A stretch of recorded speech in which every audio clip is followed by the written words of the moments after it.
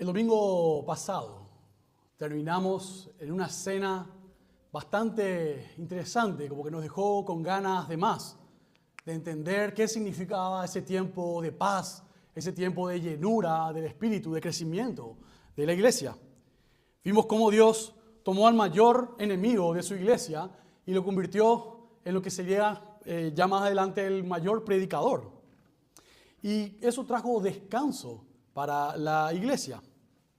Y el versículo 31 de Hechos 9 nos dejó con esa escena de paz. La iglesia gozaba de paz, era edificada en el temor del Señor y era fortalecida por el Espíritu Santo, y decía que seguía creciendo. Claramente ese no era el final, era el inicio de algo. Y hoy comenzamos exactamente donde terminamos. Y lo que vamos a ver es que ese reposo no fue un fin en sí mismo. Dios no consiguió eso para que el pueblo se quede descansando en la hamaca tomando tereré. Fue el contexto que Cristo eligió para obrar dos milagros que cambiarían la trayectoria de toda la misión apostólica. En el texto de hoy no hay fariseos gritando, ni guardias buscando arrestar a alguien. Hay algo diferente. Hay un apóstol viajando con calma, moviéndose de un lado a otro, visitando a los santos, dice. Y en ese ambiente de paz, el Señor resucitado hace dos cosas que nadie más puede hacer. Levanta a un paralítico y resucita a una muerta. Pero antes de entrar al texto, necesito que respondamos juntos una pregunta que el pasaje ya nos plantea desde el principio, que en cierto modo ya hemos respondido en los textos anteriores, y que es: ¿para qué hace milagros Dios? ¿Cuál es el propósito de los milagros de Dios? Y en el libro de los Hechos, Lucas usa una palabra específica para estos milagros apostólicos, y es la palabra señal. Y algo que ya aprendimos de los sermones anteriores es que una señal no existe para sí misma. Una señal apunta. La señal de tránsito habíamos visto que está con el objetivo de indicarnos dónde está el destino, a dónde tenemos que llegar. Nos dirige hacia él. Así son los milagros en el libro de los Hechos. No son el fin de la historia, son la flecha que apunta hacia Cristo. Y esto lo vamos a ver con total claridad en las dos historias de hoy. Porque ambas historias terminan de la misma manera, con la misma declaración. Muchos creyeron en el Señor, todos creyeron en el Señor. Así que podemos ver que la señal cumplió con su propósito. Así que ahora sí les invito a abrir su Biblia en el libro de los Hechos, capítulo 9, los versículos 32 al 43. Repito el texto de esta mañana, está en el libro de los Hechos, capítulo 9, los versículos 32 al 43. Dice así la palabra de Dios. Mientras Pedro viajaba por todas aquellas regiones, vino también los santos que vivían en Lida. Allí encontró un hombre llamado Eneas, que había estado postrado en cama por 8 años porque estaba paralítico. Y Pedro le dijo: Eneas, Jesucristo te sana, levántate y haz tu cama.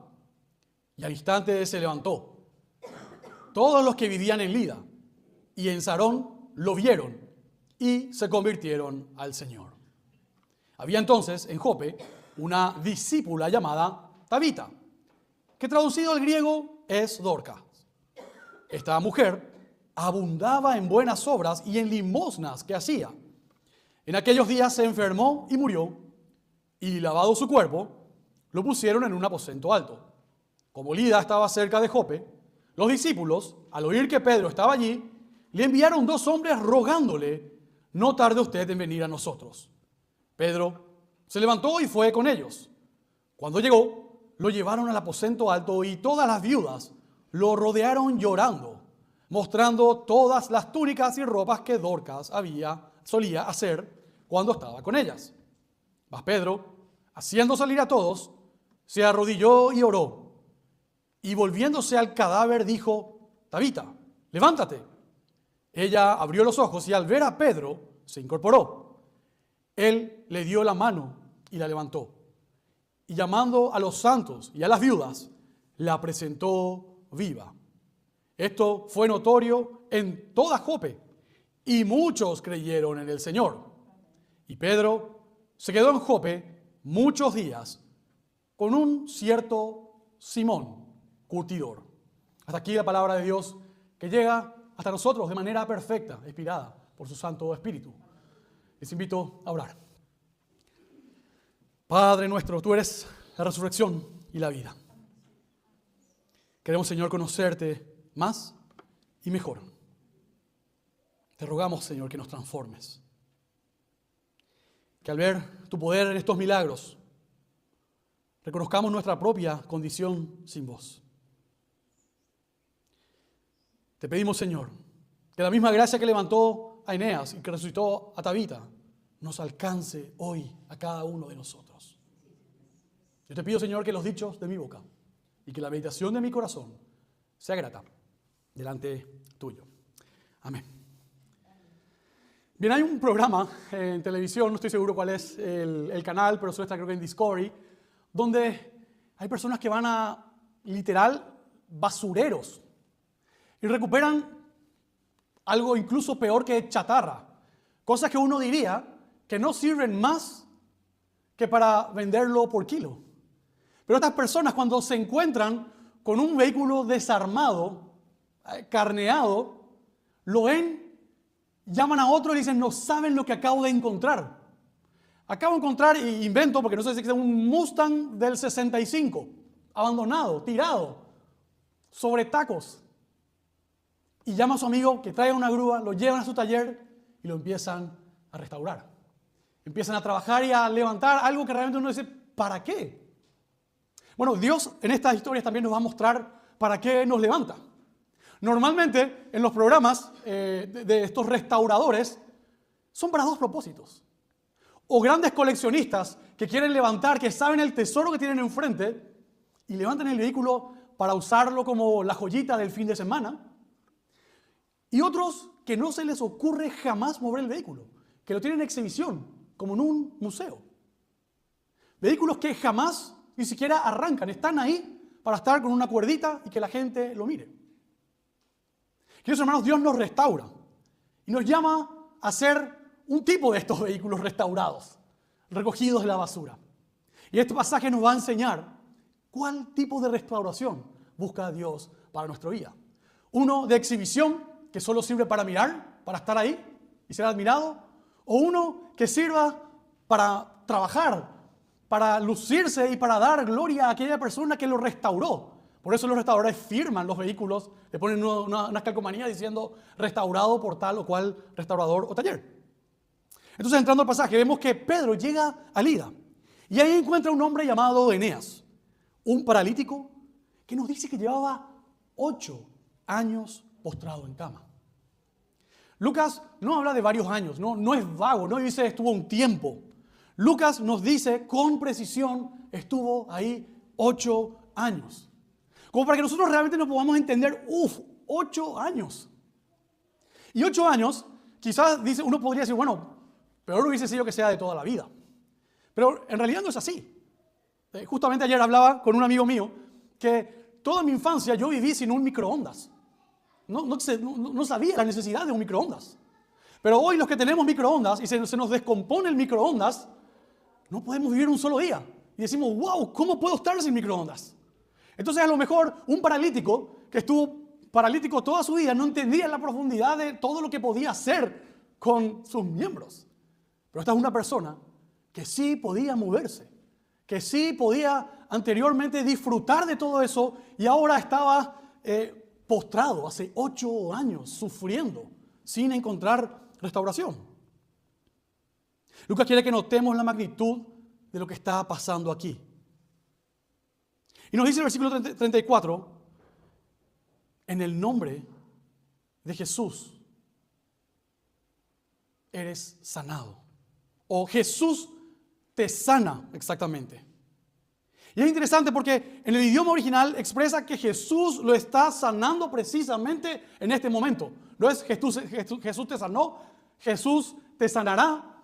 Es un verbo que expresa una continuidad. Es Dios te está sanando ahora.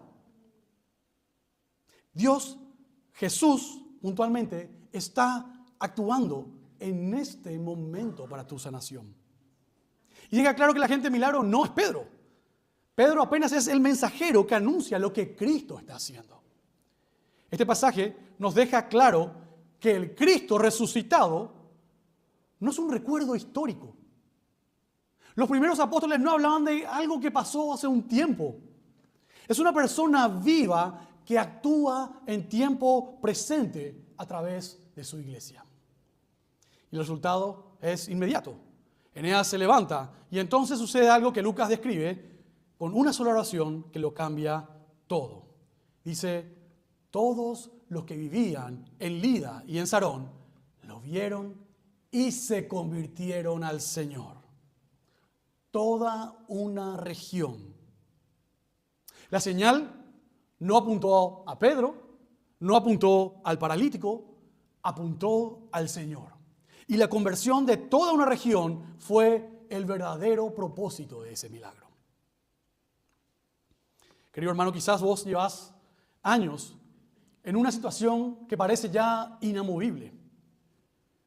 Una crisis que lleva tanto tiempo instalada que ya dejaste de creer que algo pueda cambiar. Este detalle de los 8 años de Eneas es para vos. No para darte falsas esperanzas, sino para decirte que el Cristo que actuó en el primer siglo en la vida de Eneas es el mismo Cristo que actúa hoy. Porque como dice Hebreos 13, el versículo 8, Él es el mismo, ayer, hoy y por los siglos. Cuando Dios interviene de manera extraordinaria en una vida, el resultado natural es que quienes te rodean ven algo que no se puede explicar sin la vida de Cristo, que no tiene explicación fuera de que el Evangelio transformando nuestras vidas.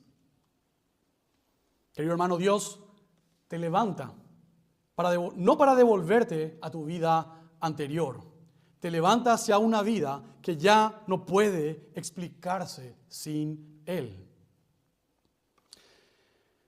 Ahora pasamos de Lida a Jope, a pocos kilómetros de distancia.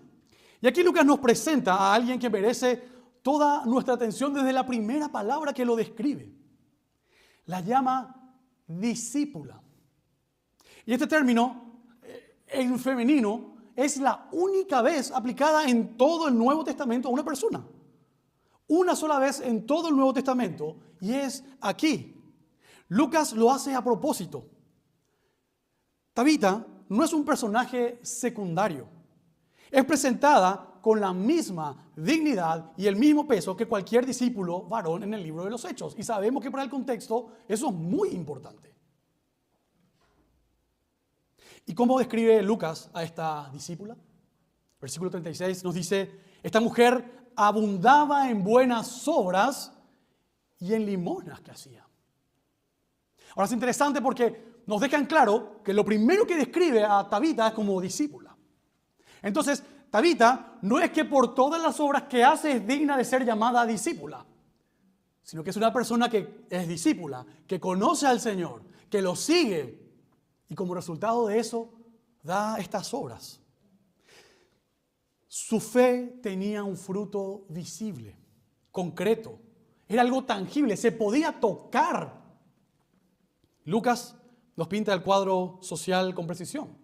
Por un lado, tenemos a Tabita, una mujer con recursos, que tenía tiempo para poder trabajar a mano, que tenía capacidad, dice, para dar limosnas, o sea, una persona pudiente, con recursos. Por el otro lado, nos muestra un grupo de viudas en Jope, que en la cultura del primer siglo estaban entre los más desamparados de la sociedad. Sin esposo, sin herencia, personas que no tenían dónde caerse muertas. El amor de Tabita por Cristo se traducía en tomar lo que tenía y convertirlo con sus propias manos en túnicas y vestimentas para estas mujeres necesitadas, las más vulnerables de su comunidad. Cuando ella muere, las viudas le muestran a Pedro las túnicas y las ropas que Tabita les había hecho. Es el testimonio más conmovedor de todo el pasaje. La evidencia de una vida de fe no está en sus palabras, está en las ropas que otros llevan puestas gracias a ella. Entonces Pedro llega, ve el dolor en esa comunidad y hace algo que el texto destaca explícitamente. Les dice que saca a todos. Se queda ahí a sola y es un reflejo del milagro que Jesús hace también con la hija de Jairo, donde había todo el mundo llorando, lamentándose, y bueno, salgan afuera un rato. Y él obra sobre la vida de la hija de Jairo.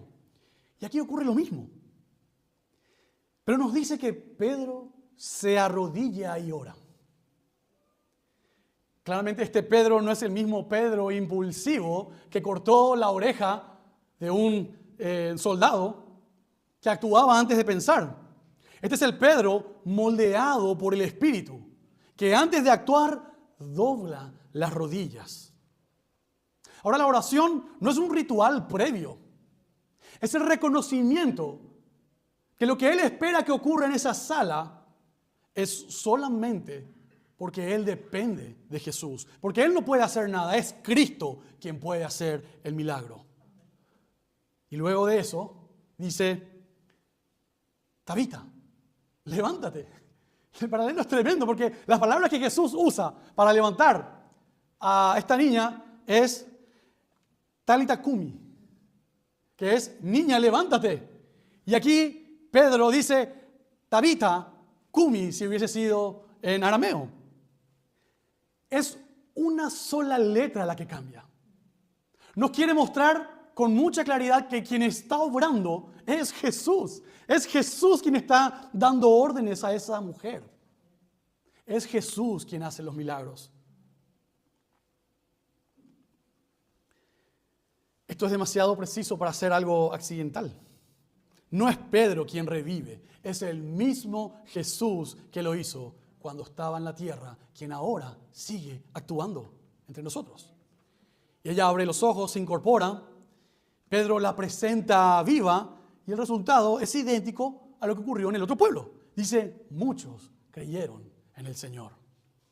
La señal volvió a cumplir su propósito.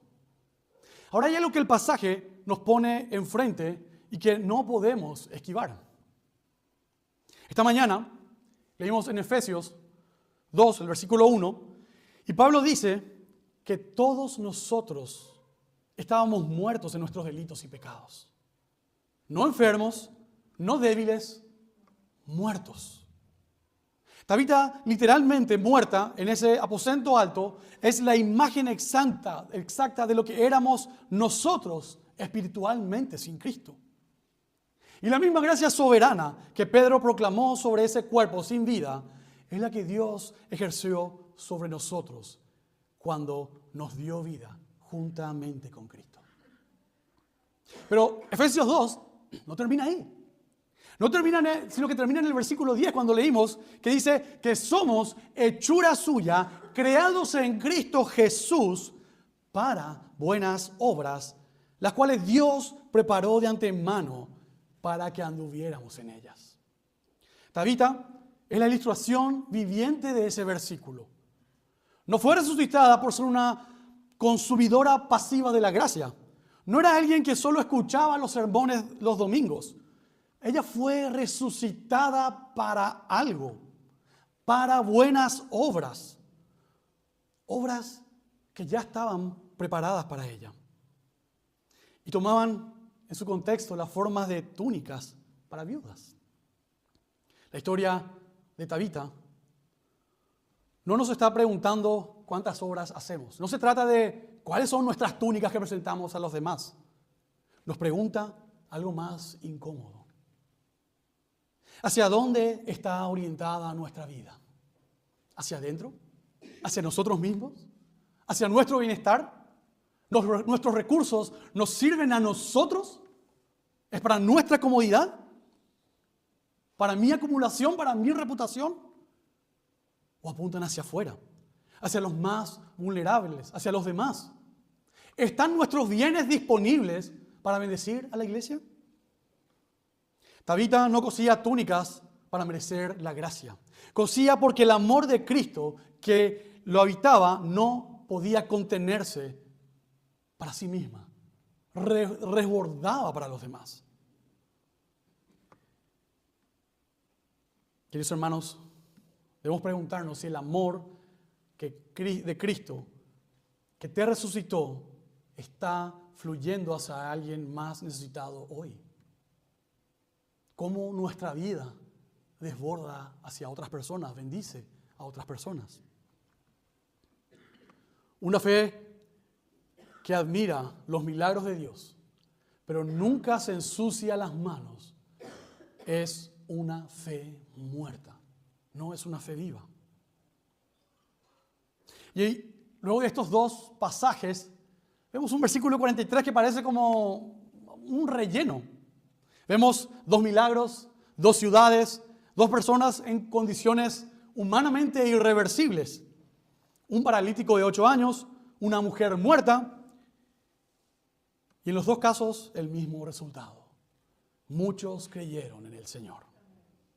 Las señales no apuntaron a Pedro, apuntaron al Cristo resucitado que sigue vivo, que sigue activo, que sigue teniendo autoridad sobre todo lo que aparentemente no tiene resolución.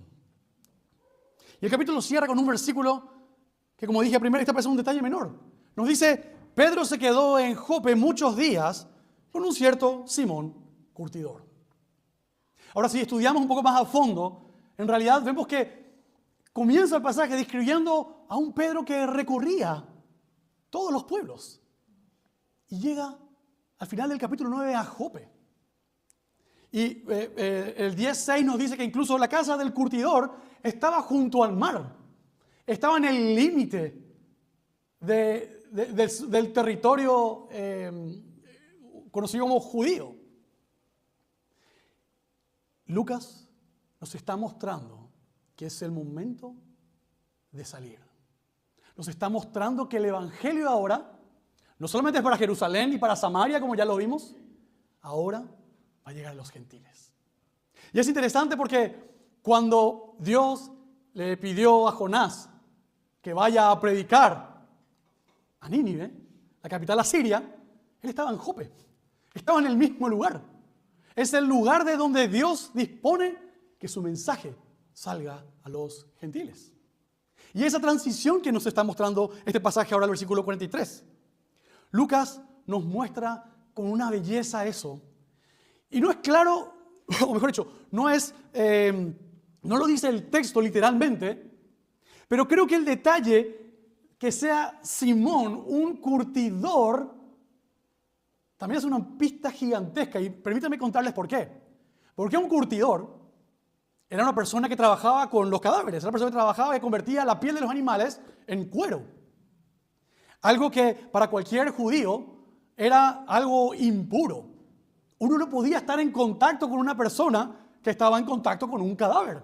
Lo volvía impuro. Pero aquí el texto nos dice que Pedro se queda en la casa de un curtidor y no nos dice que no le quedaba otra, se hizo de noche, así que pasó esa noche y al día siguiente rajó para no continuar con aquello impuro. Nos dice que se quedó muchos días. El Señor ya está trabajando con Pedro. Y lo vamos a ver con mucha más claridad más adelante, cuando Pedro, justamente en el capítulo 10, va a tener un sueño donde Dios le va a mostrar algunas cosas y él responde diciendo, no, yo jamás tocaré algo impuro. Y Dios le dice, no llames impuro a algo que yo he santificado, a algo que yo he apartado. Dios ya está empezando a trabajar con Pedro. Y Pedro está sometiéndose libremente. No dice que Pedro se haya resistido. Me parece interesante porque el pasaje, el domingo pasado hablamos acerca de Saulo y veíamos ese contraste de Saulo llegando con tropas, en caballo, con orden del sumo sacerdote a arrestar. Y lo veíamos saliendo en un canasto, en las sombras, como un hombre cualquiera. Queridos hermanos, al igual que Saulo, al igual que Pedro, el Señor necesita trabajar algo en nosotros. Necesita que cada uno de nosotros seamos refinados, preparados para ser materia prima para la extensión de su reino.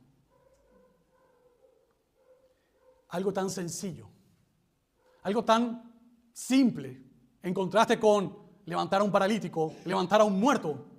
Algo tan simple como dónde pasás la noche, es lo que Dios utiliza para preparar la expansión de su reino. Porque vamos en el capítulo 10, que en una visión se le aparece también a Cornelio, y que Cornelio, o sea, que le dicen, tienes que ir, envía a alguien junto a la casa de Simón, y ahí estaba Pedro, para cumplir con lo que Dios quería que se haga. Y esto es importante porque nos hace la pregunta de, en lo simple, en lo que parece sin importancia, ¿podemos ver a Dios actuando? ¿Podemos ver cómo no hace falta que yo tenga estudios teológicos para enseñar acerca de las verdades de la Biblia? ¿Puedo ver que algo tan sencillo como pasar un día con mi familia, sin salir de vacaciones, sin mover, sin viajar, es la arena fértil que Dios puede estar usando para que su obra se lleve adelante? Queridos hermanos, no dejemos de estar disponibles para lo que Dios quiere hacer a través de nosotros. No dejemos de confiar en que no hace falta que nosotros seamos lo que Dios haga el milagro a través de nosotros, sino que Él puede obrar milagrosamente a través de lo simple. Dios no busca siervos con todos sus prejuicios resueltos. Busca personas disponibles para hacer lo que Dios les pide que hagan. Y la disponibilidad empieza cuando dejamos de elegir a quién amar. Cuando después del culto no saludo solamente al que le conozco, sino saludo al nuevo. Saludo al que no me cae bien. Saludo al curtidor, que es una persona impura. Porque Dios los está preparando. Dios está trabajando. Queridos hermanos, Dios está vivo. Cristo ha resucitado y actúa entre nosotros. Con milagros como lo hizo en el primer siglo. Y no con milagros quizás con destellos de luces, con resurrecciones, con cosas sencillas, con personas abrazando la fe, con personas siendo transformadas, con matrimonios restaurados, con hijos obedientes. Todo eso son milagros que el Señor obra entre nosotros. Y esta mañana, somos invitados a acercarnos a ese mismo Dios que hoy está vivo a través del sacramento de la Santa Cena. A recordar que Cristo vive y que está aquí entre nosotros. Yo les invito a orar para que siempre podamos tener presente que Él está aquí, que Él obra entre nosotros y que su voluntad se lleva a cabo siempre, porque no hay nada imposible para Él, porque no hay nada que pueda detener la extensión de su reino y que su voluntad sea entre nosotros. Padre, gracias por tu palabra. Gracias, Señor, porque nos recuerda que no hay nada que sea imposible para vos. Gracias porque obras con milagros. Gracias porque nos restaurás. Gracias porque en lo simple vos podés utilizarnos. Y, Señor, queremos compartir tu mesa reconociendo nuestra condición real. Éramos paralíticos, estábamos muertos, estábamos discapacitados para acercarnos a vos. Sin Cristo no teníamos nada que ofrecerte. Lo único que podíamos ofrecerte es nuestro pecado. Pero damos gracias porque tu Hijo no es un recuerdo del pasado, sino que está vivo y su vida actúa hoy sobre nuestras discapacidades, sobre nuestra muerte espiritual para darnos vida. Ayúdanos, Señor, a mantenernos firmes y a estar disponibles para la obra de tu reino, para tu gloria.